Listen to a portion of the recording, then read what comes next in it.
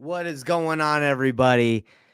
Forgive me today, guys. I'm gonna be a little I'm gonna be real. I'm always real, but I gotta tell you guys something. I'm not coming with the gusto. I'm not coming with the fire, the super excitement like I usually do.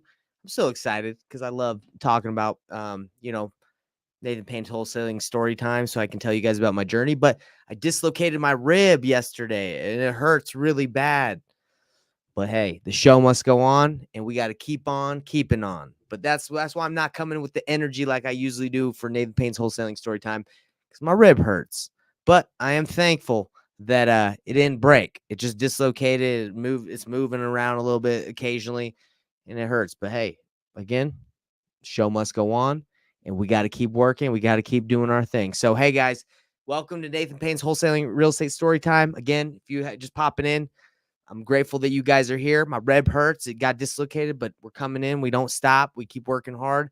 And today we're going to be talking about how I got out of debt. I took the gamble. Like if you guys been watching the other previous episodes, we took the gamble, put a bunch of money on $30,000 on marketing on credit cards, 0% interest credit cards. And we're like, hey, we got to go get some leads. Not saying that you do that. That's what I did 4 or 5 years ago when I was struggling.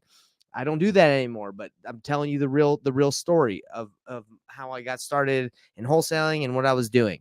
And here it is, the journal. It's real, it's raw. I think we're in the year 2018. No, sorry, 2019, 2020.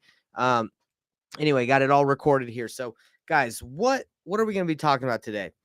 So if you've been watching the other previous episodes, we start doing well now. We're doing pay per click. We have some cold callers. We're doing texting. We're getting leads. We had a driving for dollars lead that we did. It was like a $42,000 deal. But why? What was the sudden change and getting deals and things working?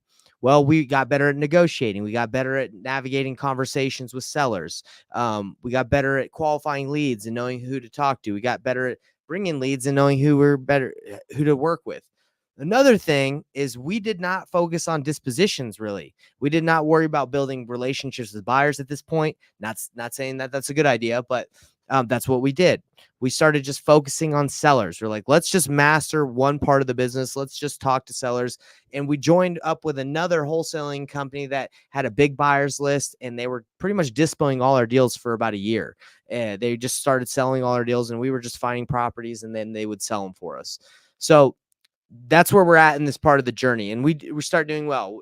We were in a hole. We got, just to go back on what was happening in Nathan Payne's wholesaling story time. We were in debt.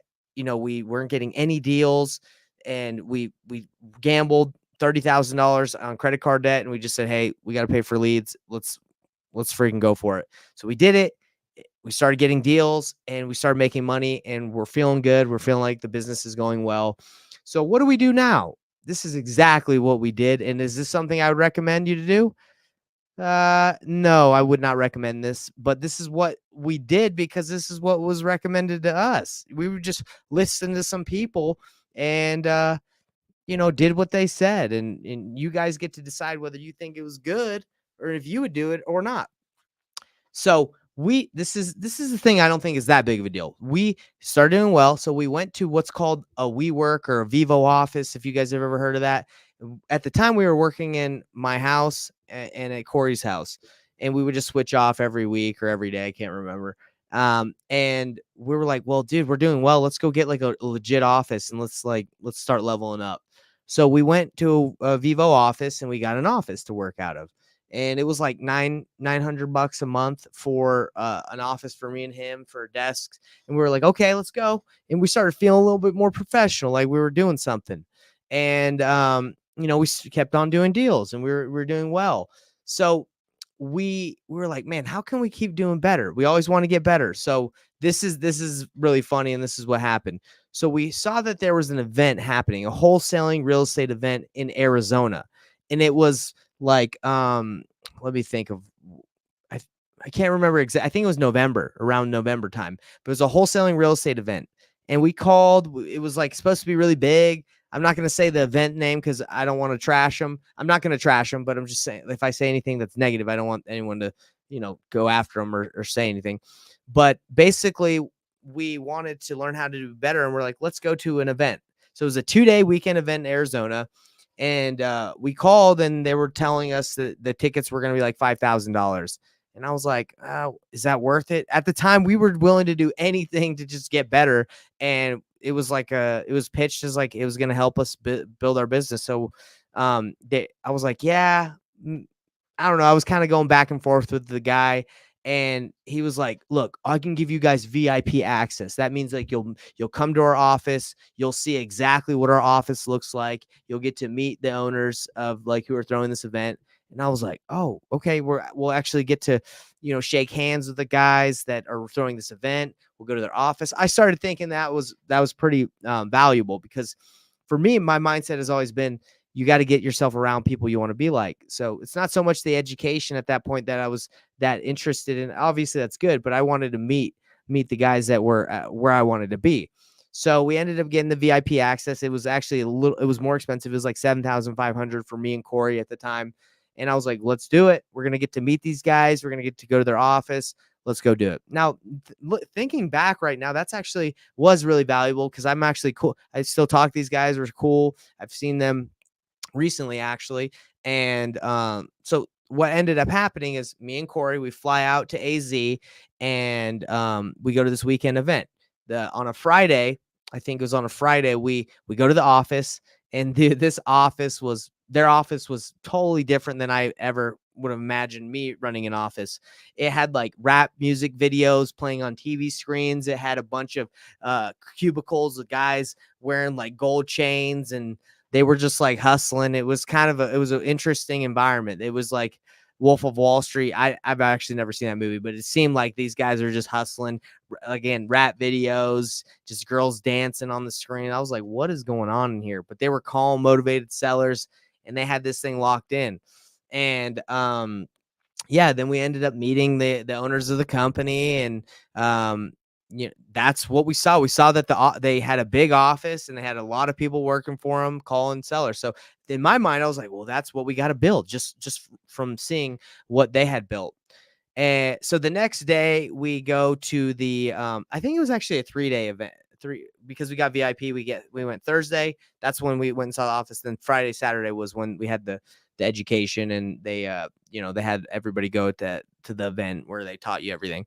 So anyway, it was really they overloaded us with a ton of information, but basically what I learned there and what they told you, they were like, "Hey guys, if you believe you can, that you can do $4 million, $1 million, you can do it. Just set high goals." That was really what I got.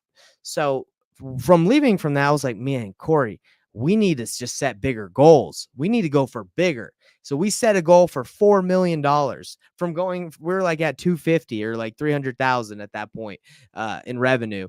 And we were like, well, we got to go bigger. So that's where we went. And then they also said, like, you gotta believe, not only believe that you can make more money, you gotta get a bigger office. You gotta, get more leads. And guys, what did that require? That required us spending more money. So they had built a business and they had the skill sets to run that business. And for us, we were like, well, we believe we can do it, but unfortunately, we just didn't have the skill set to run what they had. They had been in business for years, and we had been in business for like a year or two.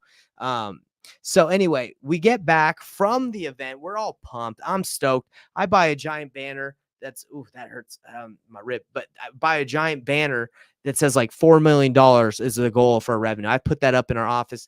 We had one little office that was like $900 a month.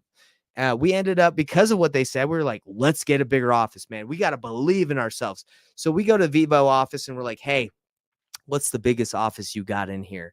And they're like, well, we have this giant one that's it's a giant like room. I don't even know how big the room was. It was just like a giant room. And they're like, it's $2,000 a month. You could probably fit in that room, probably like 50 desks, like 50 cubicles. It was huge.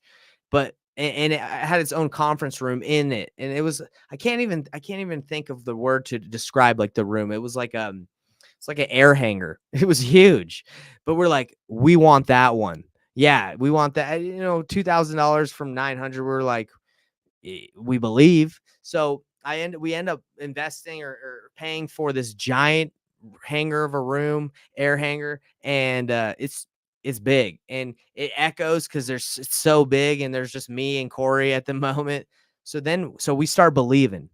So we get the big office, we start hiring because that's what they had. They had a bunch of people. So we're like, we need to hire some people. So we hired our buddy. We hired another guy named Jose that was going to knock doors for us. And we start going towards the goal of what what we saw because our minds were open and that's what we believed that needed to happen.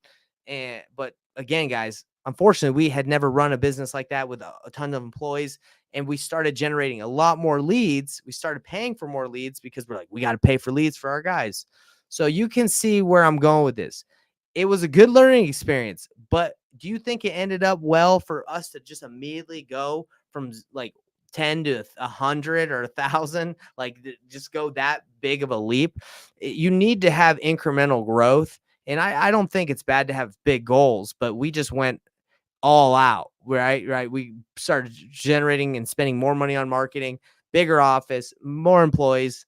And I'm not going to go because it's not like we immediately did that and then we were done. It worked for a while, but I'm gonna let you guys know more about what happens in this story on the next episode. But basically, that's where we're at in the Nathan Payne's Wholesaling story time. We got out of debt, started doing well, went to an event, saw what other bigger wholesaling companies were doing, and we're like, we got to do what they're doing. So we copied them, got a giant office, started generating tons of leads, but being a year, 2 years in business, not understanding how to run a company very well with KPIs and tracking and meetings. How do you think that ended? Well, you got to stay tuned for next episode, see what happens. But we did just to let you know, we started getting more deals and we started turning on nationwide pay-per-click.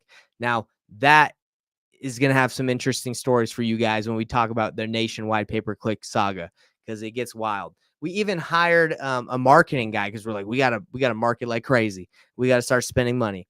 So that is today's story in Nathan Payne's Wholesaling Story Time. If you like my stories, let me know. Give me a thumbs up. Give me a like. Subscribe at painlessflipping.com. We have a done for you service that helps you do deals. We do the hardest part of wholesaling for you. You submit, you come in, and if you don't know what to do with the deal, we'll tell you exactly what we would do. We give you the roadmap to exactly what you should do for if it's a wholesale fix and flip. We give you the roadmap on what actions we would take, and you have the opportunity to go do it yourself, take our roadmap and go crush it, or just say, hey, Nate, would you want to work on this one with me? And then we can take over and we can JV and we can take over the negotiations and help you out with the deal. But obviously it's got to qualify. It's got to be something we want to work, but we will tell you exactly what we would do on the leads that you're working. And that's what we do at painlessflipping.com at our done for you service. But if you just want to subscribe and learn about the emails and and the stories, just subscribe and we'll give you we'll send you more of these stories so you guys can learn from my experience. So what's the takeaway from today, everybody? Just because you believe you can do $4 million or $10 million, it takes incremental, deliberate practice and it takes incremental growth. Just because you believe you can do it, I don't want to shoot your dreams down, but it takes time. Okay. So just because I tell you to turn on leads, if that's what I'm not telling you to do that, but if you were to just turn on, spend $20,000 in leads, hire a team, like you have to be able to manage that. So although that might be what other companies are doing, that is not the immediate solution to build $1 million plus company. Okay. And that's what I did not really think about when I first started. I was like, well, that's what they're doing. Let's do it. I can do whatever they can do. But I did not develop the muscle or the skill set to be a business owner or a manager at that point. I was just doing business myself. So I learned the hard way that you got to take it slow. Okay. You can't just jump into the deep end. You do learn a lot, but you also can lose a lot. Okay. So anyway, this is Nathan Payne's Wholesaling Story Time. Again, like, subscribe, share this if you enjoy it. And if you want more episodes, go to the YouTube channel. We put this on a playlist of all the stories that I've told so far. So if you want to catch up, go watch them all on the Nathan Payne's Wholesaling Real Estate Story Time. Tales from the trenches. That's what we're doing. I'm in the trenches, baby, still, and it's fun. I'm helping people out in the trenches. That's actually my calling in life and what I enjoy. If you are struggling, go to painlessflipping.com. We have a done for you service. It's not coaching. It's not a mentorship. I'm not going to tell you, what I think you should do. I'm going to actually show you what I would do. Okay? That's what we provide, and I'm excited to do it. Peace out, everybody. Have a great weekend.